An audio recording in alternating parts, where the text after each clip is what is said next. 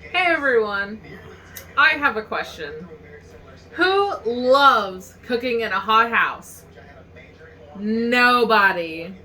That's why during the summer I always make anything and everything that doesn't have to be cooked. Today, for dessert, we're doing Cherry Delight, which is my favorite non-cooked dessert. So first I'm going to show you all of my equipment, and then I'm going to show you all of my ingredients, and then I'll be showing you the amazing recipe to my Cherry Delight. So to start, for equipment, today we're going to be using a large bowl and a rubber scraper, and lastly, a metal spoon.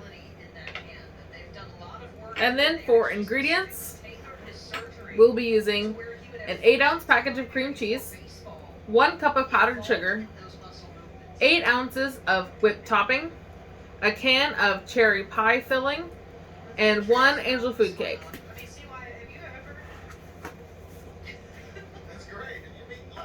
Now I will begin the process of making my Cherry Delight. So to start, I did prep some ingredients. I left my cream cheese out to soften for a couple of hours. It is very, very soft. I went ahead and ripped up the angel food cake into small bite-sized pieces. I opened up my whipped topping and my cherry pie filling, and then I pre-measured my powdered sugar. The first thing you're going to do is mix together the cream cheese and the powdered sugar with your rubber scraper. Now if your if your cream cheese is not soft enough, then it will not mix very well.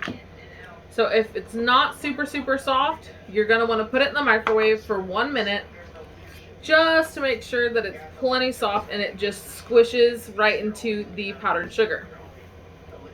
For me, my cream cheese is very, very soft because I've let it sit out for multiple hours. And you want to make sure that your mixture is super smooth. You don't want lumps of powdered sugar, and you don't want just like chunks of cream cheese everywhere. This was a lot more difficult than I thought it was going to be, if we're being honest.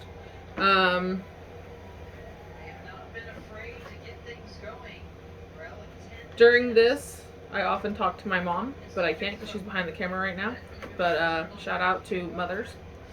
I did not prepare enough for this part because I didn't realize how long this actually took. My mom always does this while I talk to her, so oops.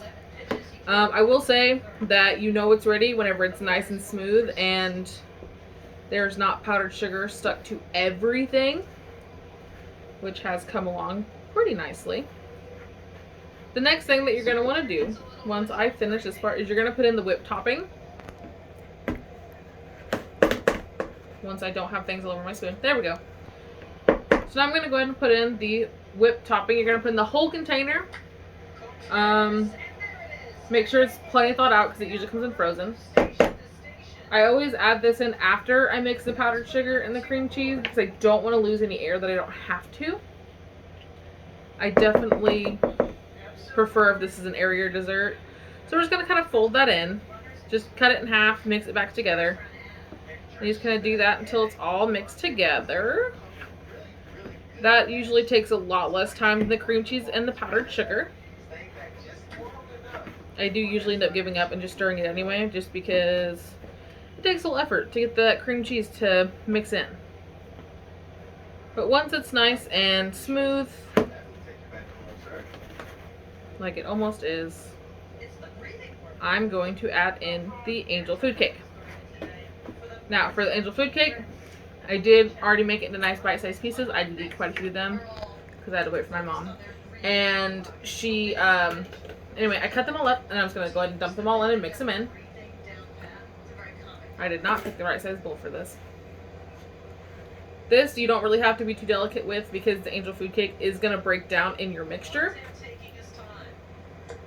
And once you get them just decently mixed in, you just want to make sure that everything's evenly coated, which does take a little effort because I did pick the wrong size bowl. You're just going to make sure that everything is nice and flat. I usually scrape the side of my spoon off because I am a messy, messy cook, even if I'm not actually cooking. So scrape all of that down and make it nice and flat because that is our first layer. This is not the ideal use for something to flatten, but it's okay. You just want it to be flat enough because the angel food cake does make it to where you can't really flatten it all the way, and that's okay because it's still gonna be delicious. I'll just leave that out, and then the last thing we're gonna do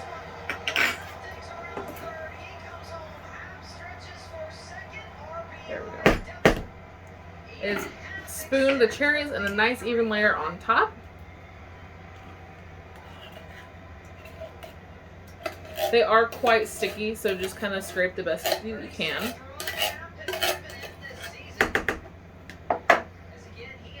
And then just spoon those out in an even layer. Make sure they are nice and flat. And that's about it. So you'll see there's two very distinct layers. Oh, I guess not, because I didn't scrape them over again. On this side there is. There are two distinct layers of the cherries and then your filling. So in conclusion, you now know my family secret to our cherry delight. So let's review my main points. First, I showed you all of my ingredients. Or first I showed you my equipment and then my ingredients. And lastly, I showed you how to put it all together. And now you can enjoy a wonderful dessert without your kitchen being 110 degrees. Thanks, everyone.